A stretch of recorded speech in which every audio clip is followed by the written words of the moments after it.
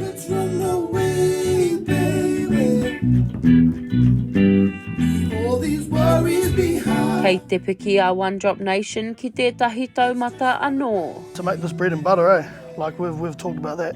Like, you know, this is like the dream, like you just want to play music. I timata te pēne nui ake I te koutou kimuri. I whakamoi a te rōpū mō ngā tau e ono, engari kua kaha ke tā rātou hokitanga mai. E ai ki te kaiwaiata matua a Carney Johnson, I whakaawe te Kiwi roots me te reggae I a rātou. He oi he hehia nui kia mauria mai I tētahi atu hihiri ki te awaiata o Aotearoa. For me, I'm an R&B fan. You know, for others, they might like a bit of rock, and so we mixed all the blends of what we like and chucked it in a pot and just stirred it around and see what come out. Categorizing yourself is sometimes really tricky because you are then in a bubble of this is your area, this is where you focus all your stuff, but we don't want to do that. We just want to create music that we like, and hopefully the people like it.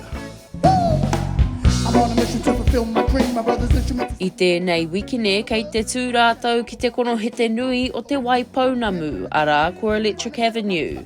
He ki ngā nui mā rātou katoa.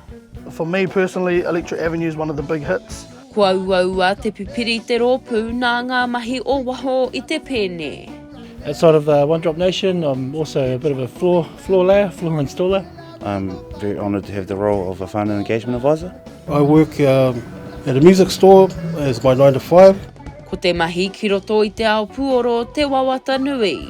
I would love it to be my 9 to 5. That's the dream job for me, you know, as music and living that life. And also, the thing is making it all worth it when I'm away, you know, from the kids and that, you know.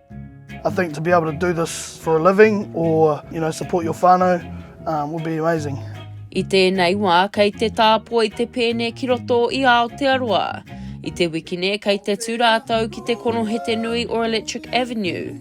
Kei te mahi hoki rātou ki te taha o Dr. Lee kia whakaputa I tā rātou kōpai hou. Halle Taite-Pitama, Tahu News. The sun on my back and the wind in my hair. I don't wanna go anywhere, 'cause I'm home, I'm home.